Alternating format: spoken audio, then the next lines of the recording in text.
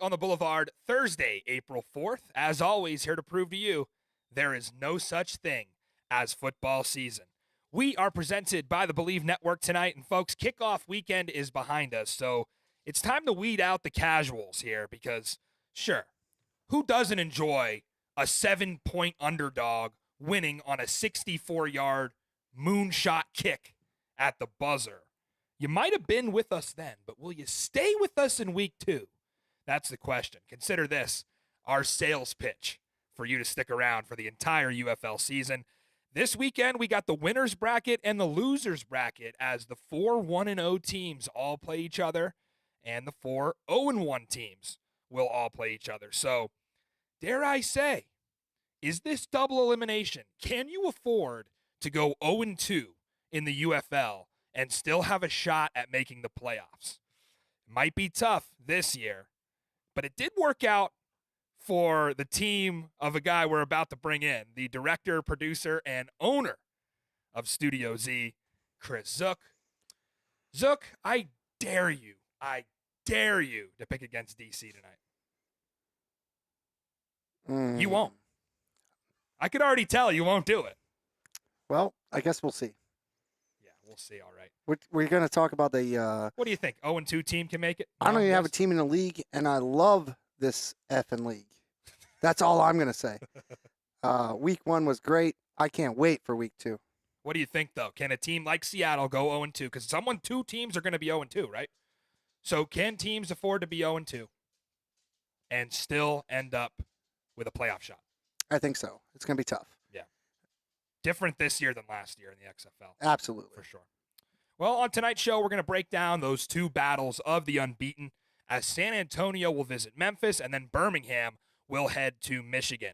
The beer snake is back, and it's better than ever. Listen, I flushed that glorified preseason game in San Antonio down the toilet. DC's allergic to the Alamo Dome. We know that by now.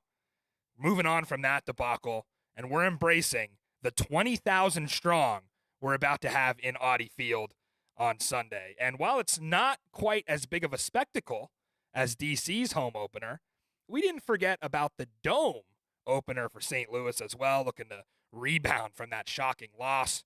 And we'll wrap things up with our Week 2 best bets. 5 plays this week from Zook and I. We think there's some real value on this card. We told you, proceed with caution in Week 1. But now, folks, back to full units. We're here to burn the books in Week 2. Like the video, subscribe to the channel. We're live on YouTube, Twitter, X, and Facebook tonight. I just want to say before we get into games, awesome feedback from our Sunday NFL primetime style highlight show. If you haven't caught that yet, every Sunday night we are going to do a full NFL primetime style highlight live recap as a tribute to Boomer and TJ, who a lot of us grew up watching. Great feedback from that in Week 1. Can't wait to see you guys live on Sunday nights. And I promise I'll give some more nicknames for the players. I was already thinking about some of those. Quick glance at our UFL standings here.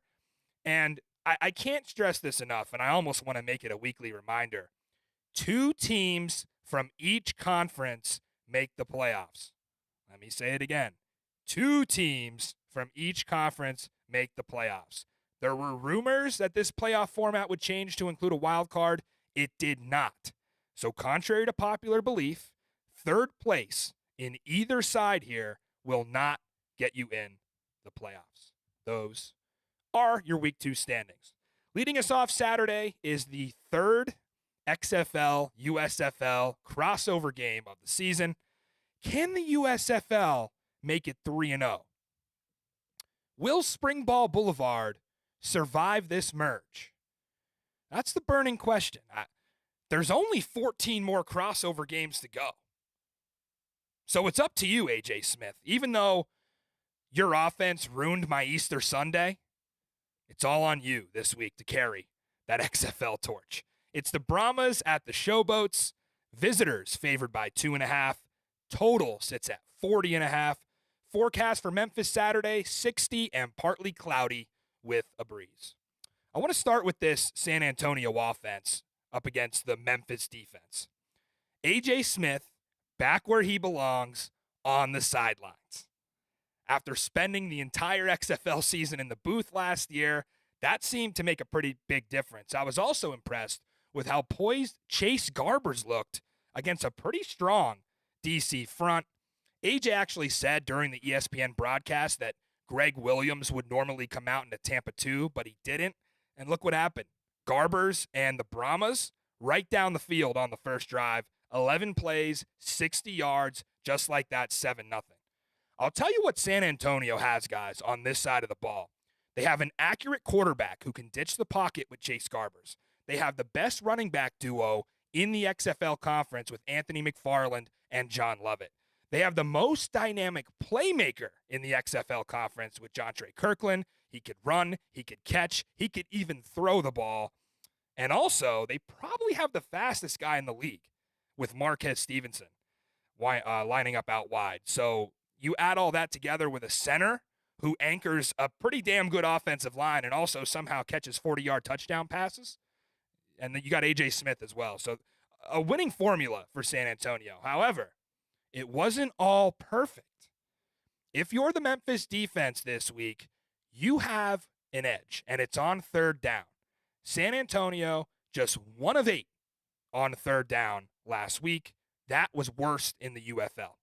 They made up for it by going 3 for 4 on fourth down, staying aggressive as A.J. Smith will continue to do. They also had 2 major breaks, did that San Antonio offense.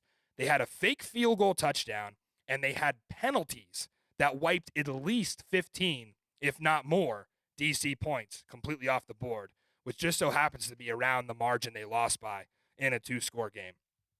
Those penalties set them up for San Antonio's only second-half touchdown. So Memphis, guys, the only defense to score this entire weekend, as you just saw on the highlight. They also racked up 4 sacks, which is tied for a league high. Greg Reeves with a pair of those himself. He's out of USF. This defense showed out. They pitched a shutout through 29 minutes of football. And statistically, they are the number 1 defense in the UFL currently. But with all that said, on this side of the ball, edge to the San Antonio offense. I just feel like Memphis is taking a step up in competition here. This isn't Houston. San Antonio's faster than Houston. They protect the quarterback better than Houston. I mean, think about it. San Antonio dropped 14 on DC's defense before I could even peel my damn Easter egg. Thanks, A.J. Smith. I had a great dinner. But if Memphis wants to flip this edge, here's what you got to do. Get them in third and long situations, and you do what DC couldn't, which is get home to Chase Garbers. And we saw on some injury reports that San Antonio might be missing their starting tackle, Derek Kelly, which could open the door for the Memphis pass rush. I would take the ball here to start if I'm John DeFilippo. Remember, home team gets to choose. I would take the ball. That Brahmas offense has been super quick strike. The last thing you want is to be playing from behind against A.J. Smith and co. So again, slight edge here to San Antonio's offense. Let's flip sides of the ball. The Memphis offense against that Brahmas defense. This is where I think Memphis tends to be maybe a tad overrated. I'm seeing them as high as 3 in a lot of UFL sets of power rankings from different outlets. I don't know. We had them at 7, and I'm going to get a lot of pushback. That's not a traditional 7 out of 8. That's just, I think they played the worst team in the league, and I'm only going to give them credit for beating that team. They haven't beat anybody else yet to move them up against teams that played against tougher competition.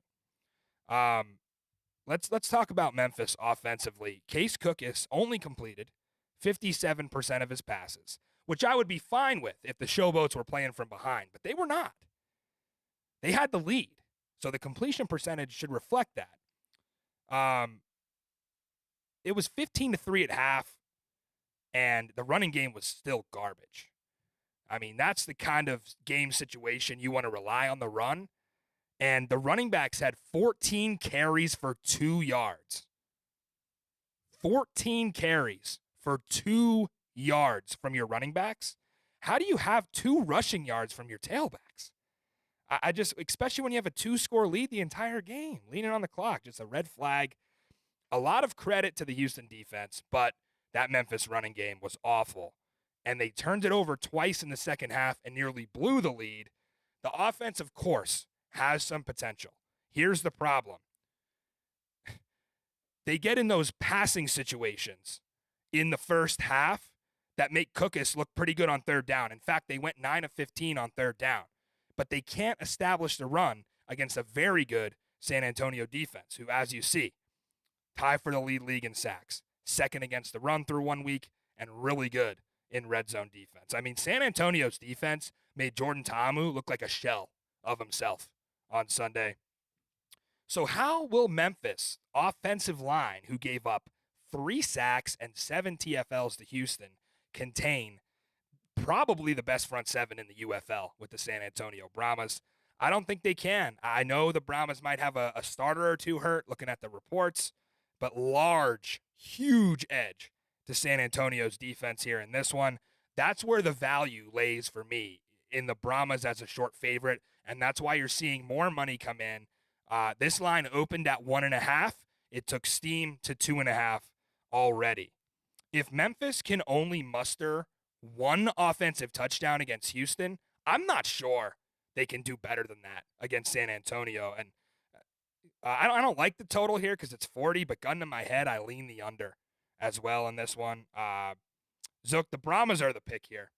Wade Phillips out there in the bright yellow polo, kind of looking like a wet floor sign. But I think he has a championship caliber squad this year. I love Coach Wade, but maybe switch the polo up to the black this week. I can't believe you went there. I'm trying to be nice. I love Coach Wade, but I mean, that is like, everybody thought it.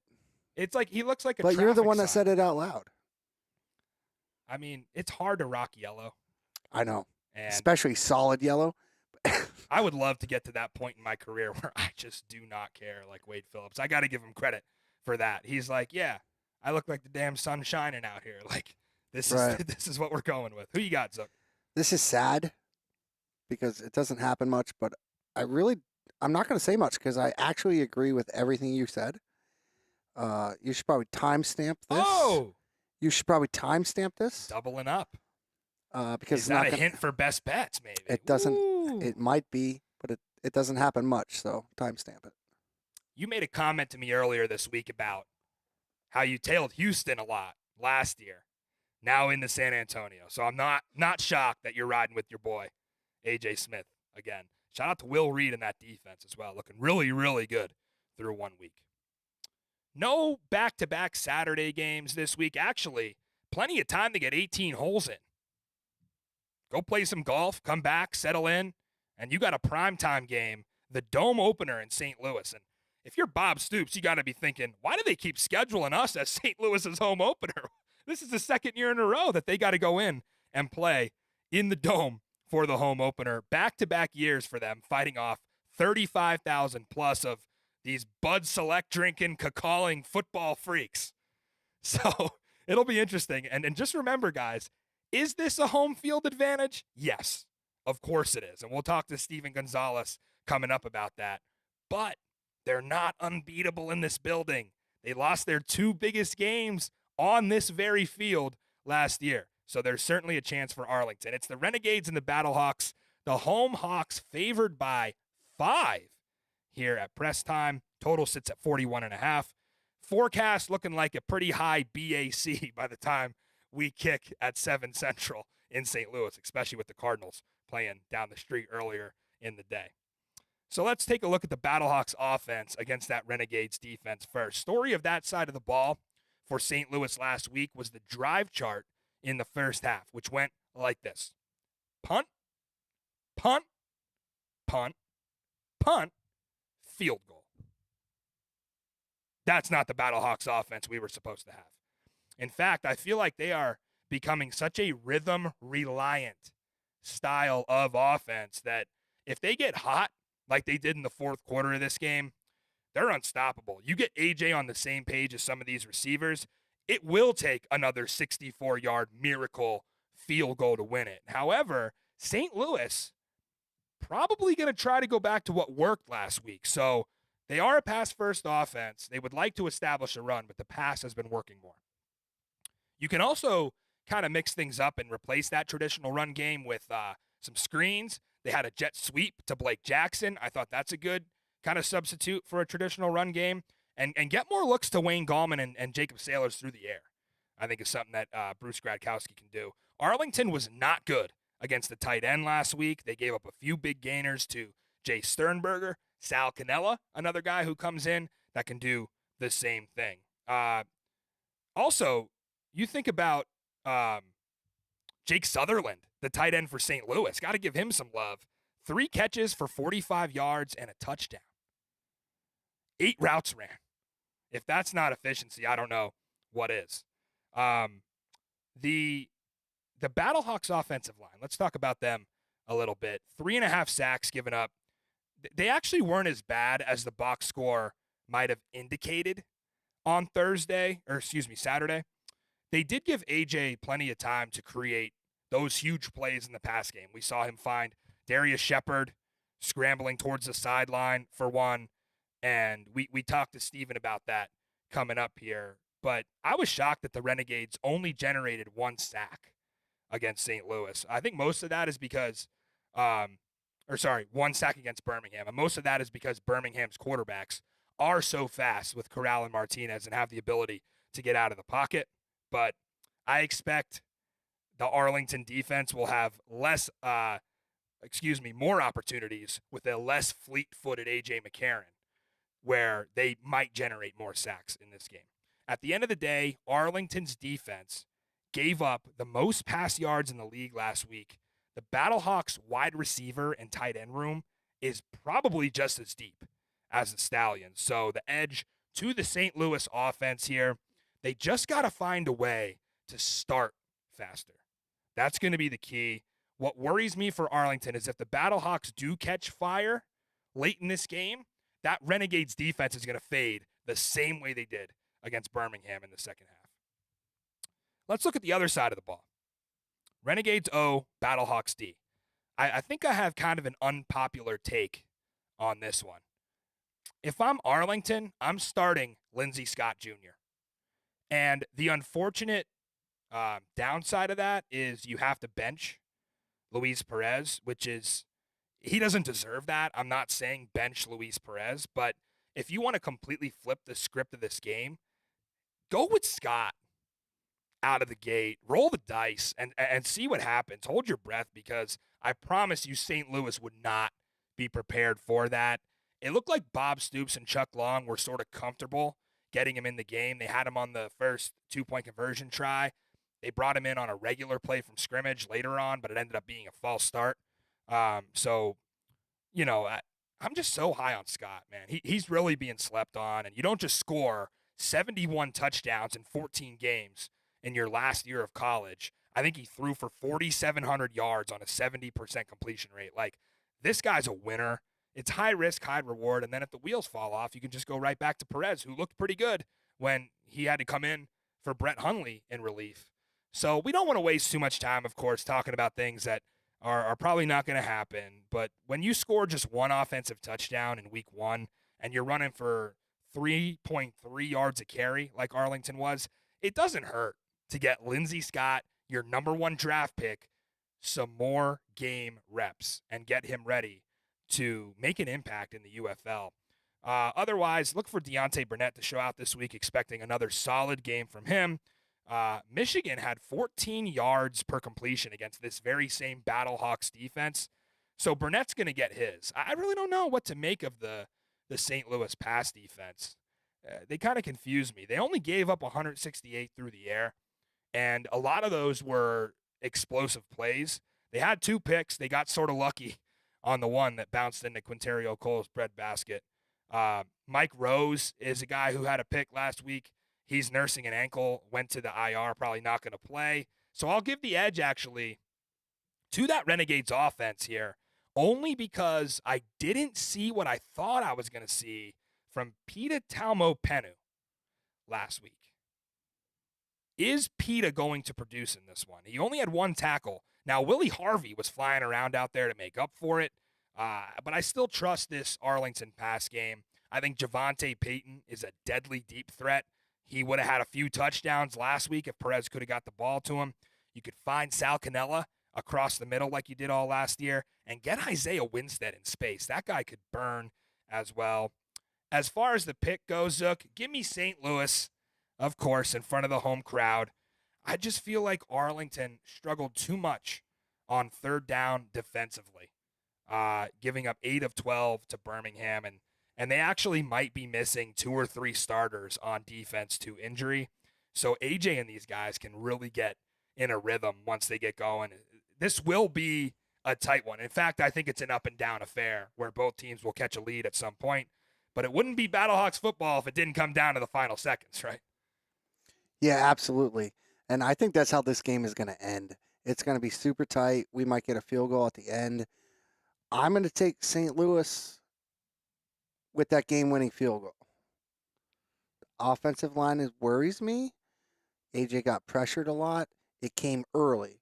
So is Arlington going to bring the same pressure early and kind of shake AJ? Because that's what I thought would happen. He just didn't look great. And then he finally got comfortable in the fourth quarter and started to make a run. But to be honest, it was just too damn late. So I'm taking St. Louis close. Yeah, I know that one at a 5-point spread, that actually, if I'm taking a lean on this one, I'm kind of going with Uzuk where I lean Arlington. This might be the over that hits this week. That's not a best bet, but I don't like the under here just because I do think both passing games can find some success. So that's our Saturday slate.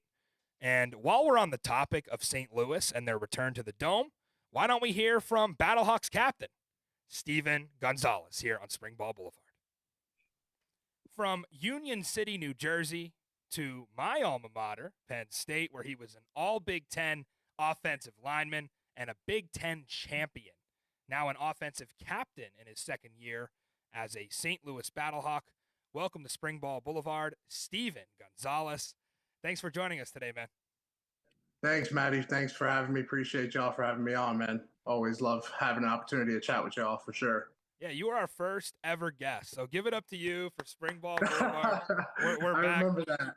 We're back for season 2. Yeah. I was telling you earlier, I would have liked to get you after a win, but that's okay because we're behind it. We got positive vibes coming up this week, and spring football in general has really been good to you. All-XFL last year. You're named a team captain this season, a fan favorite in St. Louis. What has worked for you in this last year and a half of your football career? I just think my experience, just from what I gained, my time with the Cardinals, Bills, just bouncing around different NFL teams, my time at Penn State. Honestly, all that has just kind of culminated, and I feel like I've matured in the football field, and I think I'm just becoming one of those experienced older guys. I was actually captain last year as well, with AJ as well and some other guys, but they just didn't announce it. But, honestly, it's an honor being a 2-time captain. I'm honestly blessed. I was never a captain in college, game captain and things like that, but nothing like, being a team captain and being, one of the guys that, they rely on. I'm a leader, I'm one of the guys, that has, they're looking forward to step up every time they need a play made, especially on the offensive line. If they need someone to pick the offense up, pick the O-line up. So honestly, to have that responsibility is a lot. But, I think I'm definitely built for it. I'm ready for it. And, I've accepted it. And, I knew it from day one, when I was coming back. I was like, I'm going to have to be the leader of the O-line. Going to have to, make sure the guys are straight, make sure the offense is running straight, and, O-line goes as we go. So, it starts with me. And, yeah, I mean, it's just a lot of responsibility, but, super excited, super blessed, just happy to be here in year 2. Things just honestly have been working out for me, and I can't complain. Just all glory to God for that one. Absolutely making Penn State and Coach James Franklin proud for sure, man. It's been a pleasure to watch you. And getting into this week a little bit, I can imagine that a loss like that and the way it happens really stung and kind of shocked that sideline in the moment, because you guys were on the other side of that last year against San Antonio, against Seattle. I think you had an overtime game against Vegas that was decided on the final play. So what did you learn about your team Saturday afternoon, and what adjustments does that translate to from week 1 into week 2? Um, you know what? What we learned is that, we're just fighters at the end of the day. I mean, we knew that from, the San Antonio game last year, Seattle game last year, overtime in Vegas. Like, we just, as especially as like an offense, but as a team in whole, like, we're just scrappy. We fight. We're, even if the situation seems like it's, we're down and out, like even in that game, we were down 9-15 with not that much time left, and we still converted a 4th and 10, converted fourth and something, a 4th and 5, I believe, and we're able to score and go up by 1, and the guy just hit a hell of a field goal, and just it sucks to lose like that, but we know that we have a resilient group. We know that we have an experienced group, a bunch of leaders on our team. Obviously, starts with AJ. But we have PETA, we have Travis Feeney, like we have a whole bunch of just experienced guys that have been through this, have been through many, a lot of football. They've played a lot of football, so they just know how to handle it and handle a loss and just move on. We got to learn from it. There was mistakes that we made that we needed to learn from, and I feel like we've learned from it. We've come out, we've had a good week of practice, and we just hope that it all comes together on Saturday. But I definitely think that this group is super resilient. I mean, I said it after, we beat Seattle week 2. I was like, I already knew, or from week 2 from last year, like I already knew this group was resilient. For us to do 2-minute drives in back-to-back weeks is, pretty hard to do. And so, yeah, I mean, I think we're a resilient group. You'll see it on Saturday. And yeah, I mean, that's just pretty much sum it up. Yeah, AJ definitely thrives with the game on the line, and I'm sure there's been times where you look back, you get off a block, and you're like, how do you end up over there? Like he just ran 40 yards across the field to find Darius Shepard. But that takes us into yeah. It gets a little scary when he's running around back there. You don't know where he's at. You don't know what he's deciding what he wants to do. So, especially on that one play, we had a block for like 20 seconds. There was one play towards the end that we were blocking for like 20 seconds. And then he just happened to find someone like for a first down. I was like, oh, well, all right. So he just makes plays happen. What our mindset is just protect as long as we have to and until we hear the whistle, honestly. Yeah, so that takes us into Arlington. Same defensive coordinator over there, and I think they have like 7 or 8 core guys back on that defense from the championship squad. They have a really solid group of linebackers, pretty good front 7, but they struggled a bit last week against Birmingham. Since there's more tape available now on this Arlington defense than you guys had on Michigan, what becomes the focus this week offensively? Run the ball for sure. Run the ball, set the tone. I mean, obviously we're going to throw the ball a lot. We have AJ at quarterback. He's going to make his adjustments. He's going to have his RPOs. So we're always going to have, our options to throw. And we always do throw a lot. So, that part of the aspect won't be taken out, but definitely starting fast has been a big aspect this week. Starting fast on offense, especially.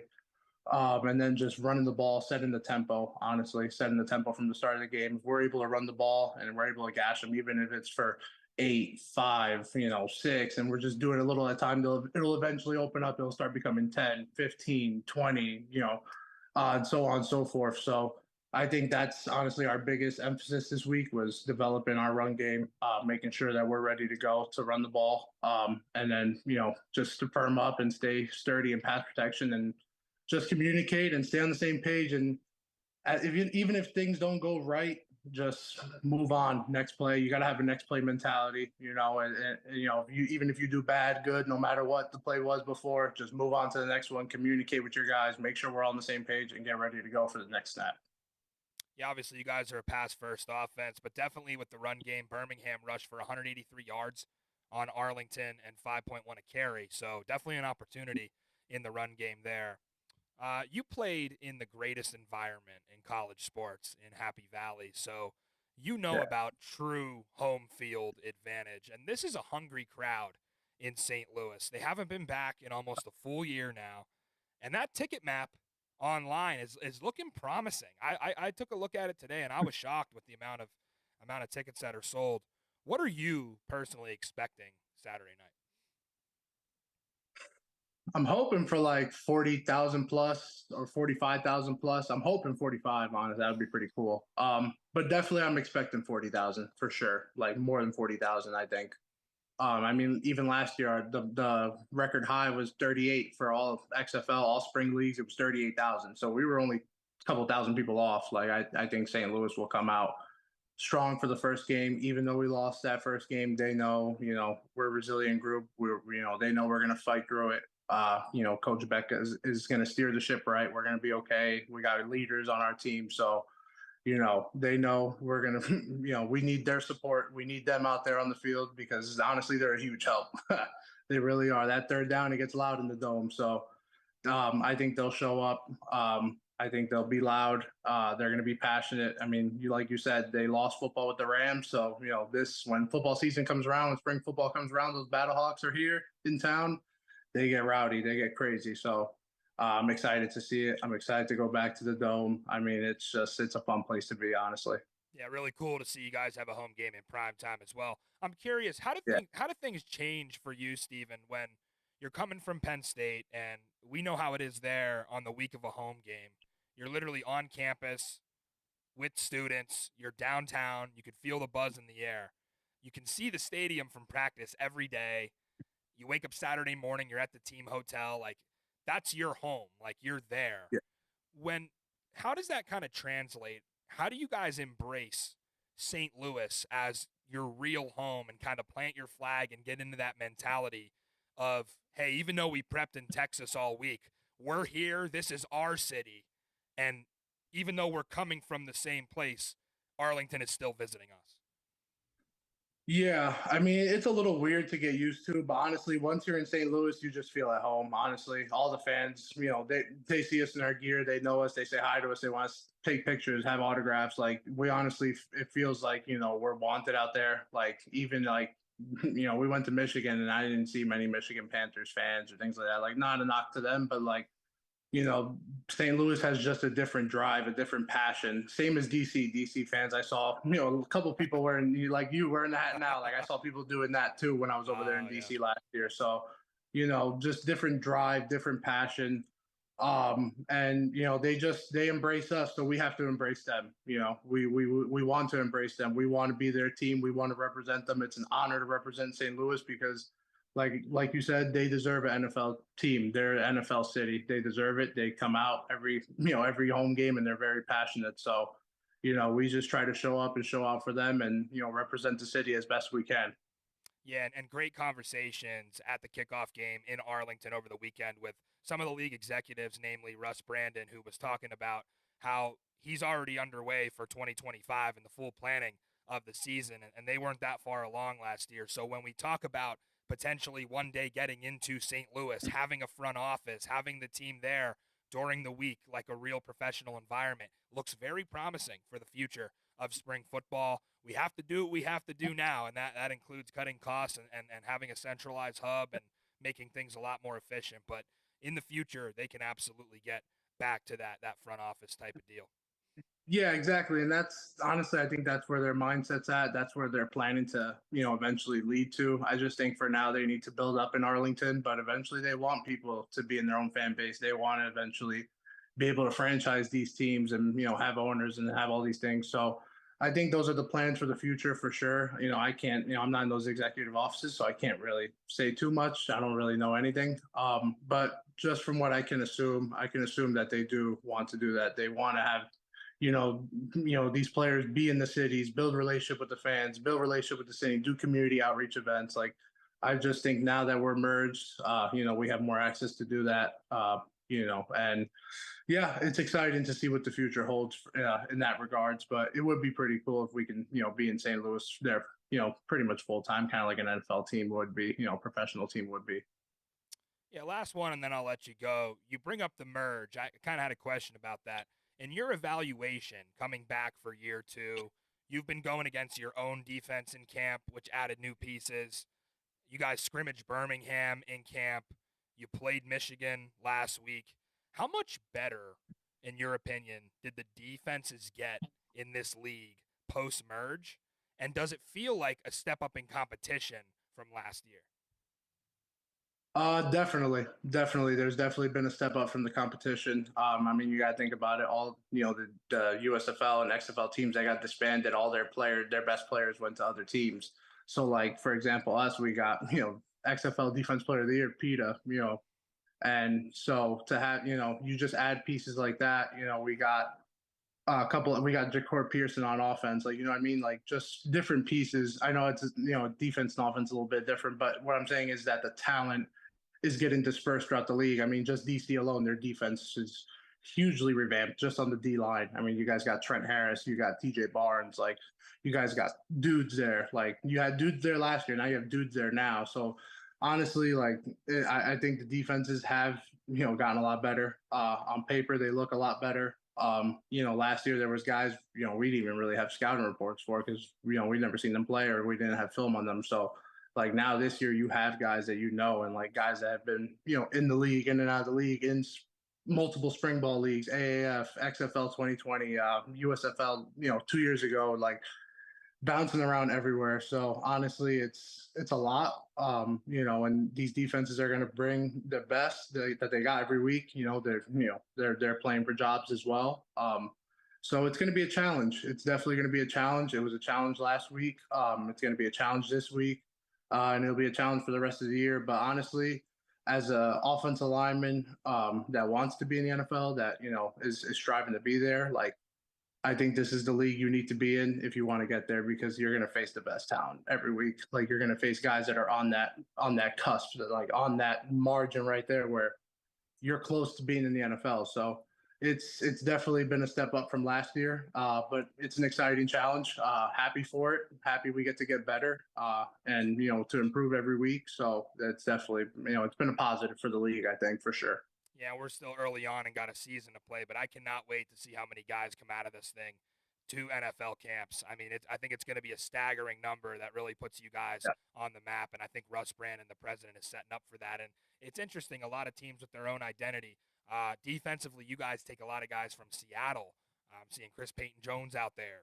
Quinterio Cole gets a pick last week, and how good both those teams and how competitive they were last year. Now they kind of merged together on the defensive Yeah. side of the ball. You have Birmingham, who just goes out and gets everybody that was fringe NFL. You have San Antonio, who goes out and takes Houston's entire defense and staff. So these are all like all-star teams to me, and I think right Yeah. right now, like through week one, it just feels like there's going to be a bunch of teams in that group to battle for that second place spot, and it's going to Yeah. be every single game matters. Where I think we both know last year in the XFL there was a separation of tiers where it was kind of the good teams and the bottom, and you kind of knew each week who to expect to win. Where this year it's literally all up in the air, and it's great football coming down to the very end.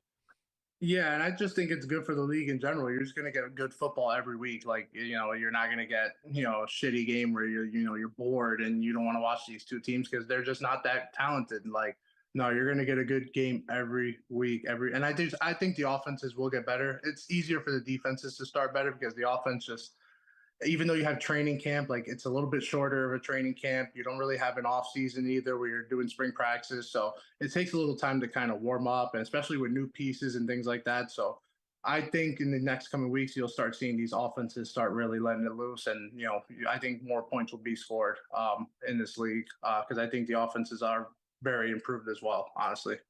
Yeah, So, kind of treating week one as kind of a glorified preseason, knowing yes, the game counts, of course it matters just as much as the others, yeah. but it was a short training camp for you guys and adding a lot of new pieces and kind of getting your identity week two. And yeah, you talk about the excitement level of the games, like, you know, for your sake, I'm hoping it's a little more comfortable this week, but I know if there's 2 minutes left and the ball's in AJ's hands, that's almost exactly where he wants to be, right? That's where he Yeah. thrives. And I know it can be stressful. That's where we all want to be. Honestly, that's where we all want to be. I mean, Yeah. like even I'm used to it too. At Penn State, we always ran 2 minute drills to start practice every Tuesday. Every Tuesday practice in the season, there was a 2 minute drill to start the practice. So Right. for me, like, and the other guys too, we're used to it. We're like I said, resilient group. AJ wants that ball with his hands in 2 minutes. So like I said, these offenses are just going to look good. We're going to be solid as the weeks go on, and like I said, everyone's going to improve from this league. There's just a lot of beneficiary things from this league, and it's honestly been a good ride so far. But like I said, I'm excited to get to St. Louis this week. That's really what I'm looking forward to. That is Steven Gonzalez. Appreciate your time, man. If you're in St. Louis this week, give him a shout. Number 74. You already know who he is, repping as a team captain on this one. As St. Louis home opener, he's saying 45K. Let's go, right? Why not? Why not 45K? Let's do it. Appreciate you, Steven. Thanks for coming on, man. Thanks, Matty. Appreciate you again, man, for having me on.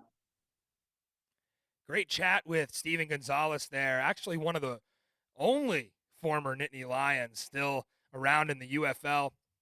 I think John Lovett, he was a transfer from Baylor to Penn State who hung around Penn State for a year, is another guy. But yeah, a lot of Penn State influence in the XFL last year. Steven continuing to carry that Nittany Lion blue and white flag into the UFL in 2024, making all of us Penn Staters pretty proud. Drop us a like on the video, subscribe to the channel. We are into Sunday's action now here live. This could be the UFL's time to shine from a TV's perspective, if you think about ratings, because they have no Final Four to go up against like they will on Saturday night. We saw 2 upsets last week. Will this be the one? Will Michigan do it again? Is there a field goal that Jake Bates can't make? And how far is Mike Nolan willing to push this kid? Do they try him from 70? It's Birmingham at Michigan. The visiting Stallions favored by 6.5. Total sitting at 41.5. The forecast, 0 precipitation or wind for Jake the Earthquake Bates, who emerged as a star inside Ford Field. Let's look at the Stallions offense against the Panthers defense. Fascinating matchup here when you consider what both of these individual units showed us in week 1. And hats off to Colin Bauer. Man, the Michigan first-year defensive coordinator. He was promoted from the D-line coach under Mike Nolan last year. He comes out of nowhere with a near-perfect game plan. They get after AJ early. They threw a really good offense, completely off balance in the first half of that game. Can they do the same against Birmingham? Well, here's the one thing they have working against them, I believe, in week 2. Matt Corral and Adrian Martinez can both run.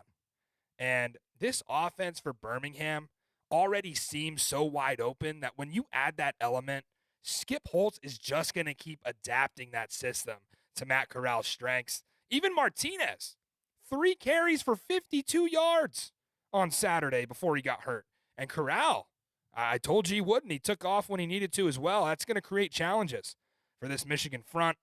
But Daniel Wise, great game last week for the Panthers. He'll be ready to stuff that run. I think it'll be tough sledding for the Stallions to top their 183 on the ground that they had against Arlington from last week. But, man, they were rolling in that second half. Guys, they ended this game, the Birmingham offense, 25 first downs. I mean, they hold the ball for basically the entire fourth quarter. So I'll just go ahead and say it. In the USFL conference, this is the best offense against the best defense on that side. I think most of us probably penciled Michigan in for an 0-2 start early, but they had a brutal schedule, and here they are with a chance at 2-0. How huge would that be for that fan base? And how do you slow down Matt Corral, though? You don't. You just don't. I mean, this is a guy who's going to get better every week until we realize he probably never belonged in the UFL. Let's be honest. He has the talent around him that could even be a bigger test than A.J. McCarron was for the Michigan D in week 2 and Colin Bauer. And really, if you're Michigan, your edge here is to ugly this one up. You just want to make it physical. When Martinez comes in, force him to throw the ball. And don't give up double moves to one of the fastest wide receivers in the league in Deion Kane. Don't let that one slip by you. I think Birmingham falls a few points short of last week's scoring output. I don't think they quite get 27 on the board, which is their total from last week. I think you're looking at more of a lower 20s, which total here at 41.5. Sort of leaned under on, but I didn't want to take the under with a Skip Holtz offense. I just feel like this offense is capable of being the first team in the UFL to put up that 30 spot. But Colin Bauer looks to keep the momentum going. Mike Nolan and that Michigan defense, they could be without Breland Speaks this week, which might be huge. Keep an eye on that injury report. Taking a glance at the other side of the ball, Panthers offense lining up against the Stallions defense. This is the real edge in this matchup for me. I'm not confident in Marcel Belfay's unit in this one. EJ Perry threw 2 picks last week. Maybe not his fault on the second one, but guys like Mark Gilbert, who might be the best cover corner in this league for Birmingham, are going to feast on that. Perry only 50% of his passes completed last week, but he did kind of look like Ben DiNucci out there scrambling around. So he's got some wheels and he's got some navigation and some elusiveness on the field, but passing game wasn't great. Those 2 rushing touchdowns that he had really swung the whole game. And like I said, they weren't cakewalks into the end zone. He had to really earn those. And Wes Hills for Michigan is certainly going to be a tougher challenge than the Arlington backfield presented for Birmingham. Ultimately, though, this offense just could not sustain drives. They relied too much, did Michigan, on the explosive plays on the offensive side. Their first 5 series, they had 3 punts and 2 turnovers, and I just have to give the edge to the Stallions defense. Pretty large here. It's obvious who I'm going with, I think, at this point. You see the Birmingham defense, like, maybe little mediocre numbers when it comes to UFL rankings because Arlington did put up some yards, but, I mean, they allowed Arlington to 3 points in the second half of that game. So let me be clear here. I'm taking Birmingham. I respect the Michigan Panthers. I do. And I actually lean them to cover. Too big of a number. I think it's a 4 to 5 point game. And a lean to the under. I'd give it actually a pretty confident lean. Not a best bet, but I like the under. I don't think Michigan will score much. I think the key for the back-to-back upset for the Panthers is just get to midfield because you got Jake Bates. I mean, you could get 3 with any time at this guy. I don't want to see a punt from Michigan's offense unless you're at like the minus 45 or farther back. Send this kid out. Zook, Birmingham, Michigan. I think I have an idea of what you're going here. I'm sure you do. Yeah, straight up, I'm taking Birmingham. They're too balanced on both sides of the ball. Like you said about ball control, I like Michigan's defense, but I don't think it holds up. Enough to cover? We're talking straight. Yeah, I know. This 6.5 is six. The only spread, I think, well, DC's didn't really move either. This spread didn't move. We saw some movement in San Antonio. We saw some movement on St. Louis. This line stayed pretty rock solid, which means there's not a lot of money coming in on either side. I don't know. You make Michigan a touchdown dog 2 weeks in a row at home. I don't think Birmingham covers. I see like a 22-19 or something like that here. Yeah. I don't know. Really would be 22-19. I mean, that's going to get you 41. So that's going to put you right there at the over-under as well. Right. I'm putting both defenses kind of on the same level playing field. And that Birmingham offense is outstanding. They're well above Michigan. And they're going to get better. That's the scary part. Right. That was week 1. That's week 1, right. Yeah. So they could put up 30 at any point, I think. I just don't think this is the week. I think Michigan has one of the better defenses. I think the best defense in the USFL side. I'm not betting this game. No. I think this is stay away. Yeah. If I had to, I'd lean the under, but let's get that out of the way, right? Because it's time to talk the best game of the weekend. As the cliche goes, we save the best for last tonight. And finally, the DC Defenders have come back to the nation's capital. And we, the people, in order to form a more perfect beer snake, have brought back our famous beer snake tutorial for you tonight. Very simple process. Step 1. Acquire your beer. Step 2, ingest your beer.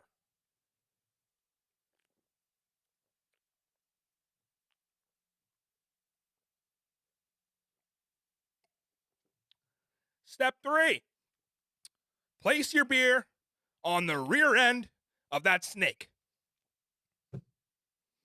And that, ladies and gentlemen, is how you beer snake.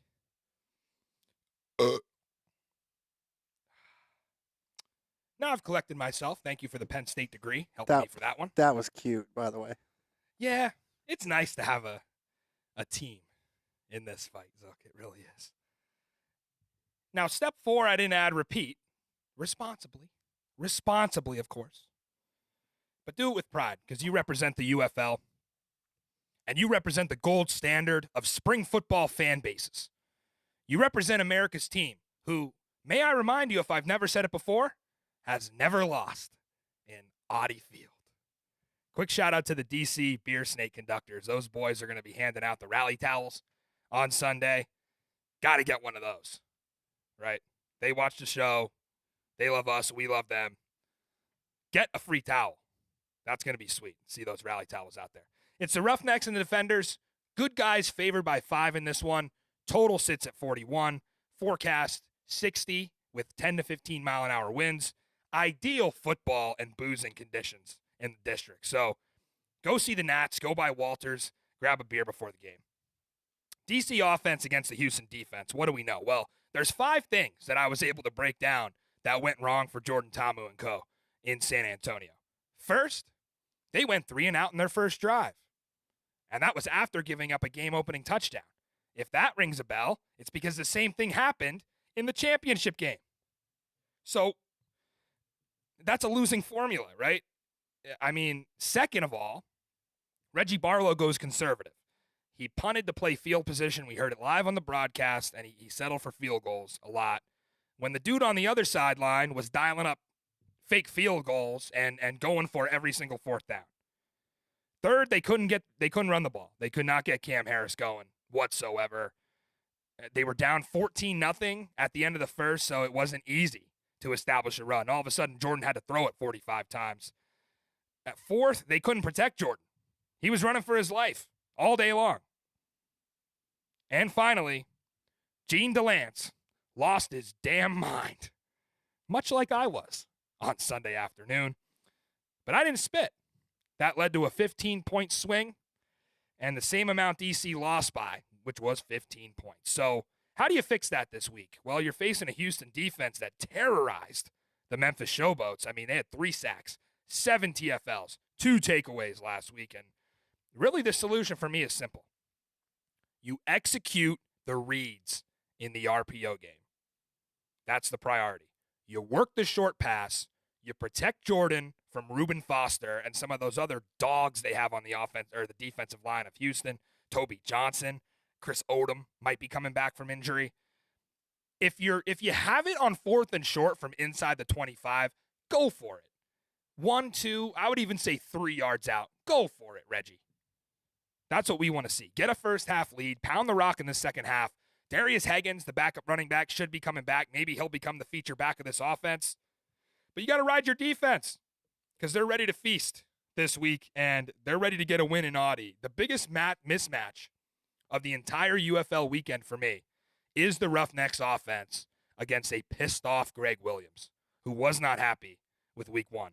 The third down defense actually excelled for DC last week. That's a great sign for Greg. It's his favorite down to blitz you. And Houston's O-line has no shot. I'm sorry, they got no shot on Sunday. They gave up a bunch of sacks last week. The running backs only mustered 19 yards on the ground. But I'll give Jarrett Garantano this. He does a pretty good job escaping the pocket. I like what I see there when he gets on the run. But that could be huge for this kind of defense, but that doesn't always guarantee a positive play just because he can get out of the pocket.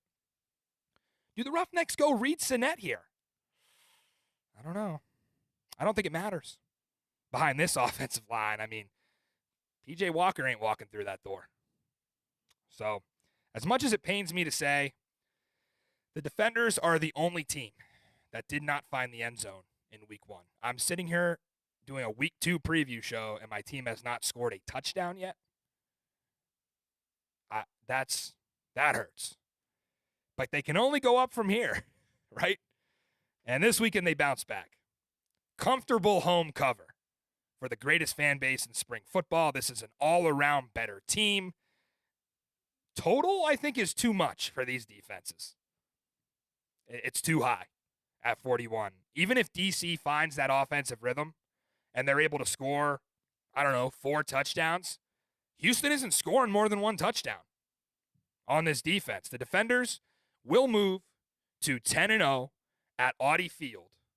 10-0, Zook, in franchise history. That's 10 in a row. Let's go if we get this one. I'm pretty confident that they will.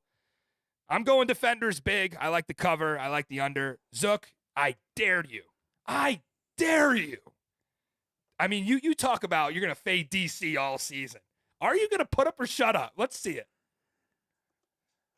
I got to see this. It's a sad day. I don't even want to hear what you. Oh, It's a sad day.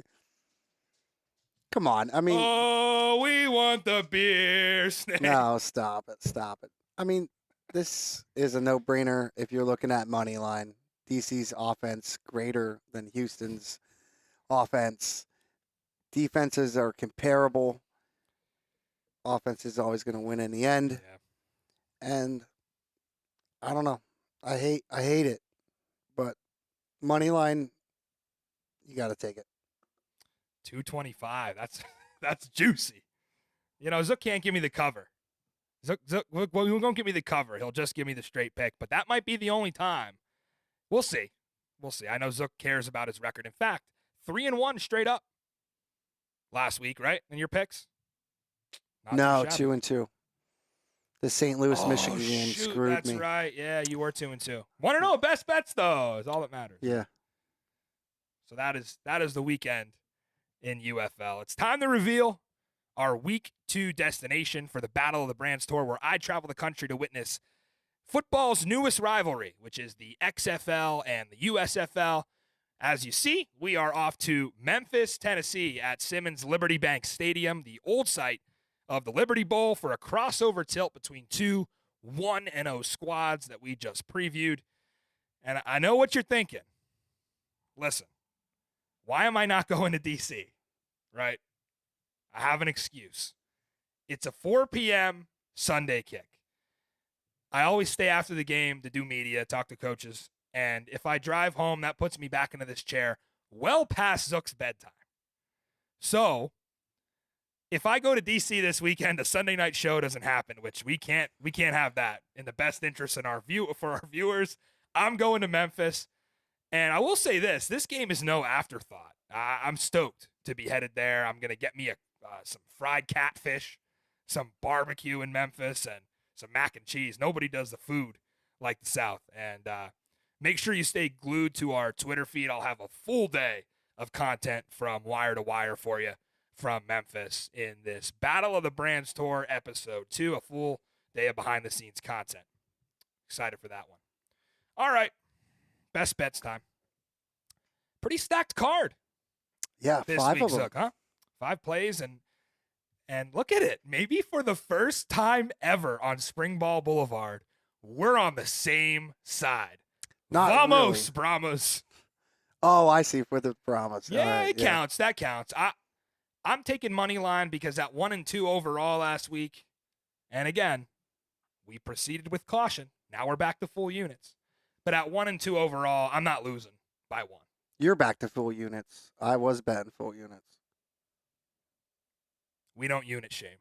I'm not unit shaming you. I'm He's just unit saying, shaming. don't say that I didn't bet full units. I was very Against my advice. clear last year. I was on a full. Well, So just good for you, Zook. You're 1-0. I like to correct you. San Antonio, we talked about it, why we're lined on this one. I mean, this is for us, Zook, to bond over the love of football. We bond over the love of money. That's what it is. Right? That's why the signs are green. I booked it at -125. I don't care. I'm not messing around with 1 point here. Zook's going to lay the 1.5. It's already up to 2.5. We got it early in the week. Will our first ever double play on the Boulevard come down to a destroying kick? Ooh. I Kicked don't pretty know. good on kickoffs last week. on I feel like we kickoffs. haven't talked about him much, but he was actually one of the best kickoff guys across the entire league. He was, and I don't want to hate on the guy because he's got too many followers to mess with. However, I think they chose that fake punt or that fake field goal Because he missed it. because he missed it so bad. Yeah, you had one game where a guy was making a 64-yarder when he got iced. There's nothing more that's going to give a coach more confidence saying, okay, fine, we'll do it. And Yeah. credit. I mean, for your first kick professionally in how many years? Since college? Oh, yeah. Man, could you imagine the juices flowing through him right then, trying to kick that ball? Oh, boy. Right. Yeah, that's going to – I mean, I think – I have faith in D to get it done. if that's what it comes down to. I'm also booking DC -5 and the under. Again, I think some big mismatches on the card. You have the Memphis offense against the San Antonio defense. I don't think the Memphis offense will do much. And the Houston offense, huge challenge this week against that DC defense. I considered both unders actually in those games. In fact, I kind of like the Birmingham, Michigan under as well. I mean, under mania, 4 for 4 last week. How could you go wrong with unders, you know? Yeah, that's what they want you to think. They didn't really get much lower. I mean, they didn't really adjust them. So Yeah, what, a point? 2, maybe? I can't remember. What was the lowest last week? 40.5? maybe 38, 39. I don't think it was that low. I think they were all in the 40s. Yeah, they were around the same. So, Zook, other than San Antonio, which we talked about, you got a interesting one here. I do. Man. So I'm threading the needle with this pick because I took St. Louis to win straight up. I'm not betting that. But I'm taking the 5. I don't think Arlington's getting enough respect for sticking with what we're calling the number 1 team in the league until halftime. I mean, without that bomb down the sideline, they're what, 11-6 at half? Yeah. And that was the momentum swing. And then everything changed, and they never got momentum back. I took the 5. But if I really wanted to take the money line, Arlington, I really did. I mean, do you realize in their last 11 regular season games, they're like 2-9 against the spread? I get it. This is the Renegades, baby. I Come get on. it. And we did. We talked on the phone a few times earlier this week about this, and you told me I was stupid. On Sunday I would night. never say such a thing to you. Somewhat. On Sunday night, I'm going to sit here and be laughing that I'm 3-0. And that's that. Well, we'll see in Arlington. Lindsey Scott Jr. maybe, question mark.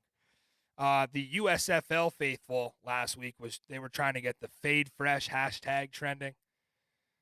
Boy, rough week for me. I mean, they were 2-0 against me last week, but hey, a lot of ball game left, folks. 14 games to go. I got plenty of time to turn it around. Also, let me add, Birmingham shouldn't even count in this rivalry when you think about it. When they brought in 80% of their starters from NFL camps that are on the team for the first year. Yeah, if you can't tell, I'm coping. I'm coping a little bit. I'm coping. You're just a little bit out of right, line. The hell with this. People's gambler. What you got this week in DFS world for us?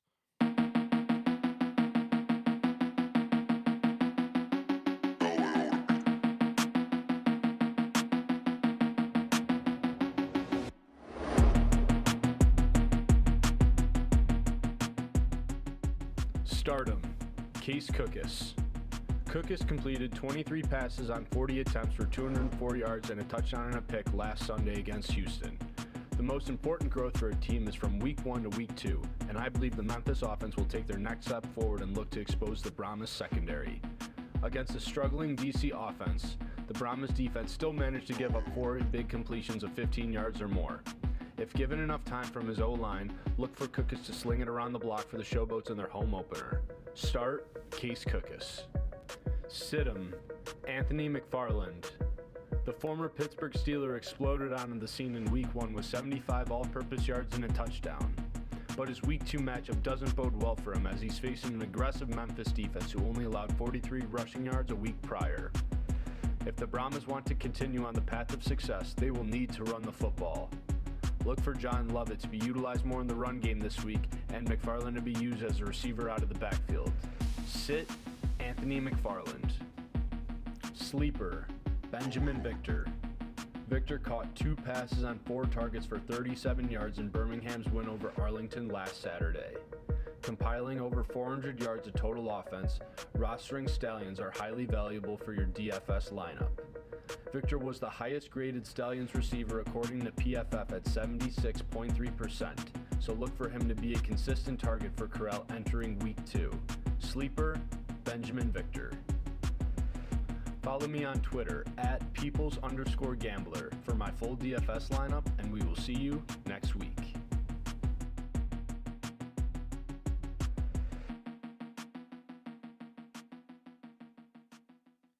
another deeply informative segment from our guy, TPG.